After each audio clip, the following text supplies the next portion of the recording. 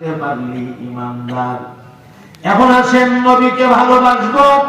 নবীর কথাই আমার নবী পাক বলেছেন, যেই মানুষটা তার ছেলে মেয়ে বিবি এমনকি তার নিজের জীবনের চাইতো আমি রাসূলকে বেশি ভালোবাসলো না, এই লোকটা পরিপূর্ণ ইমানদার হতে পারলো না, পরিপূর্ণ মুমিন হতে পারলো না।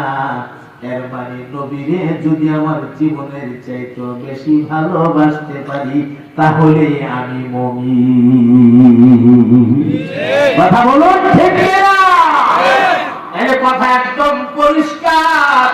দুনিয়ার সাধারণ একটা মেয়েকে ভালোবাসা, দুনিয়ার সাধারণ একটা নারী সৈয়দুন নেসা কলিমুন নেসা যেই নেসাই হোক, দুনিয়ার কোন নেসারে ভালোবাসা আমার ভালোবাসার ফোল্ডারটার মধ্যে আমি বেমার বানাইতে পারবো না।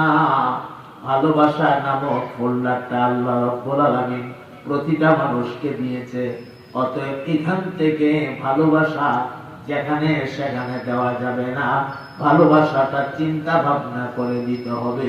পৃথিবীর সবকিছুর চাইতে বেশি ভালোবাসা দিতে হবে আমার আল্লাহকে, এরপরে ভালোবাসা দিতে হবে আমার নবী রাহমাতুল লিল আলামিনকে।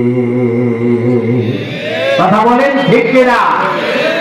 এরপরে ক্রমান্বয়ে ভালোবাসা বন্টন হবে। এই ভালোবাসা দেব, এরপরে ভালোবাসা দেব আমার মাকে, এরপরে ভালোবাসা দেব আমার আব্বাকে, এরপরে ভালোবাসা দেব আমার ভাইকে, ভালোবাসা দেব আমার বোনকে, ভালোবাসা দেব আমার ভাগ্নাকে, ভালোবাসা দেব আমার ভাগ্নিকে, ভালোবাসা দেব আমার ভাতিজাকে, ভালোবাসা দেব আমার ভাতিজিকে, ভালোবাসা দেব আমার পড়ানেওয়ালা যে উস্তাদ, আমার উস্তাদ আমার ভালোবাসা নামক ফোল্ডার থেকে ভালোবাসা দেব। যারা যারা ভালোবাসা পাওয়ার উপযুক্ত তারাই দেব। দুনিয়ার কোন বেগানা নারীকে ভালোবাসা দেওয়া যাবে না। যারা উপযুক্ত তারা পাবে। আর সবচাইতে উত্তম ভালোবাসা, সবচাইতে বেশি ভালোবাসা, আকসার ভালোবাসা পাবে একমাত্র আমার আল্লাহ। কথা বলুন ঠিক কিনা? এজন্য আমি হাতে পায়ে ধরে বইলা যাই রে ভাই, এ বাসাইয়ের গাউজানের মুসলমান, উল্টা পাল্টা জীবন করে চালায় না। সামান্য কয়েকদিনের একটা হায়াত, সামান্য কয়েকদিনের একটা জীবন। আমি তো বলি, ওই যে কচু পাতার মধ্যে যে পানি আটকা পড়ে, পানি, কচু পাতার পানিটা দেখতে বড় সুন্দর লাগে, ঝলঝল ঝলঝল করে, ঝকঝক করে, দেখতে বড় সুন্দর, কিন্তু এটার কোনো গ্যারান্টি নাই যে কোনো সময় পানিটা টপ করে পড়ে যেতে পারে। কচু পাতা তো পিছলা, সে তার পানি আটকায় ধরে রাখতে পারে না, হয়তো কোনো কারণে আটকা পড়ছে, কিন্তু যে কোনো সময় এটা পড়ে যেতে পারে। তোমার আমার হায়াত এটাও কচু পাতার পানির মতো, যে কোনো সময় তোমার চলন্ত ঘড়ির কাঁটাটা যে কোনো সময় ব্রেক হয়ে যেতে পারে। কথা বলেন ঠিক কিনা? আমি আমার যুবক ভাইদেরকে বলবো, হে আমার যুবক ভাই, তুমি এই কথা মনে করো না আমি জওয়ান মানুষ, আমার শরীরের রক্ত গরম, এখন আমি মরব কেন? আমার মাথার চুল পাকবে, আমার দাড়িগুলো পাকবে, আমার দাঁতগুলো পড়বে, আমার চাপাগুলো ভেঙে ভেতর দিকে যাবে, আমার হাত পায়ের চামড়া ঢিল হয়ে যাবে। এরপরে না আমার মরণের চিন্তা, এরপরে না আমি মরবো। ভাই এই চিন্তা তুমি করিও না।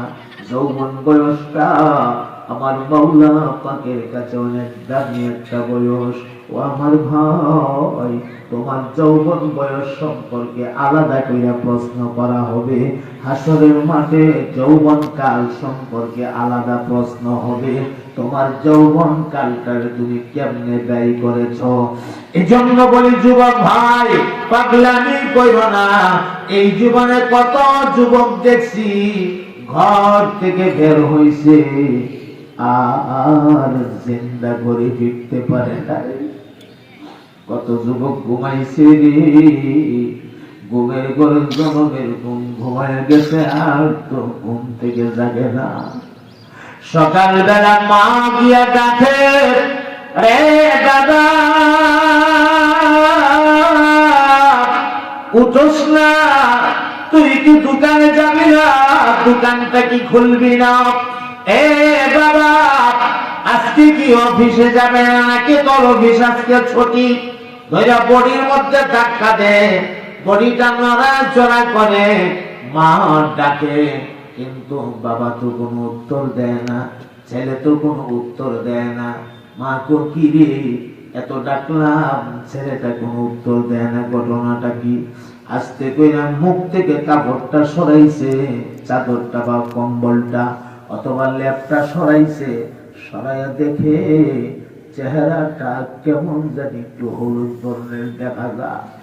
এমনি মায়ের কলিজাটা একটা চিপা মারছে।